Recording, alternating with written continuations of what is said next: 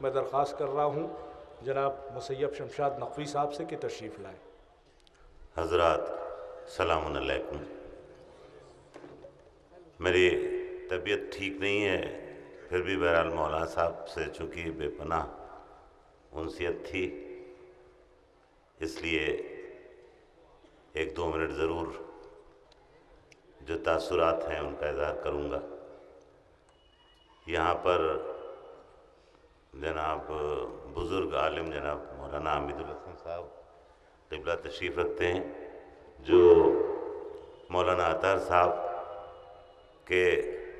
Class fellow تھے۔ تین لوگ ایسی تین شخصیتیں ہیں جن کو میں جانتا ہوں، اور بھی ہوں گے، جناب ڈاکٹر قلب صادق صاحب،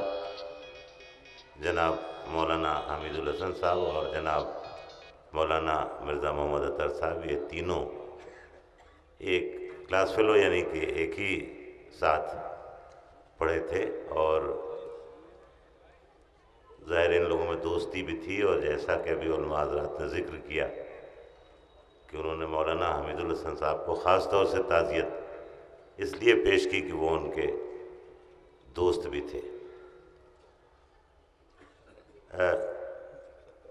اتنی عمدہ باتیں یہاں پر ابھی اتنے بہترین ہمارے لکھنؤ شہر کے جو عالم دین ہیں انہوں نے کی کہ واقعی نوجوانوں کے لیے اور لکھنؤ والوں کے لیے، جیسا کہ ابھی نیئر جلال پوری صاحب نے شاید کہا تھا کہ ٹوٹا پھوٹا ہی صحیح، لیکن بہرحال ابھی بھی ہمارے لکھنؤ میں بے پناہ ٹیلنٹس موجود ہیں اس طرح کے، اور خدا کرے کہ ایسے ہی رہے۔ میں صرف میری ملاقات مولانا اطہر صاحب سے سن 2000 میں جب پرنسپل ہوا شیعہ کالج کا تب ہوئی تھی، اور 16 سال یہ سن 2016 چل رہا ہے، اس درمیان ہمارے جو ان کے ملاقاتیں ہوئی، انٹریکشنز ہوئے، جو ہم نے ان کو سمجھا، اس کے پہلے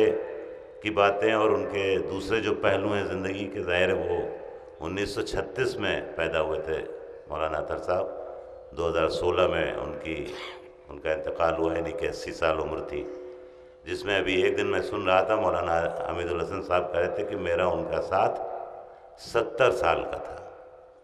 تو ظاہر ہے کہ ان کی زندگی کے ہر پہلو کو جاننے والے لوگ لکھنؤ شہر میں ماشاءاللہ موجود ہیں بھی۔ میں صرف چند باتیں جو ایز پرنسپل شیعہ کالج وہاں پہنچنے کے بعد جو میں نے مولانا صاحب سے سیکھیں،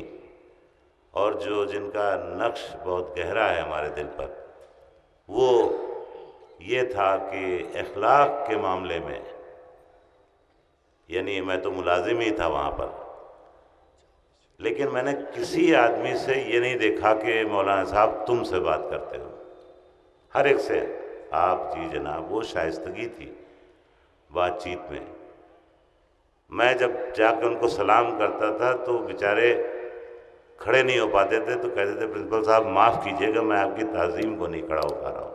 جب میں یہ سنتا تھا تو میں بالکل پانی پانی ہو جاتا تھا کہ میں ایک ادنا سا انسان، میری کیا اوقات، کیا حیثیت، لیکن اتنا بڑا عالم، اس طرح کی بات۔ تو یہ چیزیں جو ہم نے،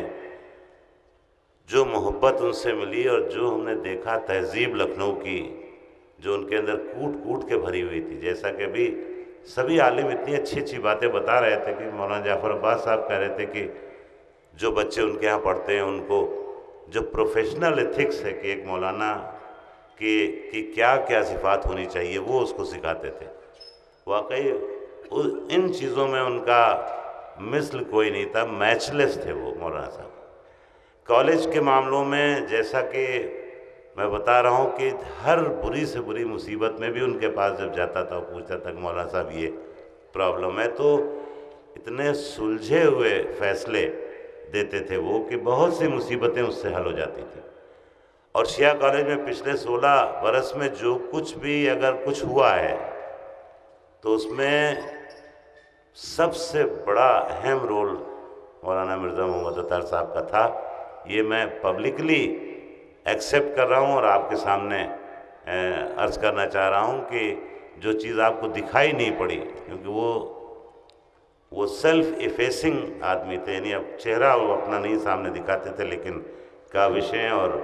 مشورے انہی کے ہوتے تھے۔ اس طرح سے تمام باتیں ہیں وہاں پر آپ دیکھیے شیعہ کالج میں لڑکیاں کبھی نہیں پڑھتی تھیں، اب سارے پوسٹ گریجویٹ کلاسز میں وہ کہتے تھے کہ لڑکیوں کو اگر آگے نہیں پڑھائیں گے تو ہم لوگ بیکورڈ رہ جائیں، اور تمام مثالیں دیتے تھے، ساری دنیا ماشاءاللہ سے جاتے تھے، دیکھتے تھے۔ تو ہمارے ہاں 9 پوسٹ گریجویٹ کلاسز ایسے ہیں جس میں لڑکیاں بھی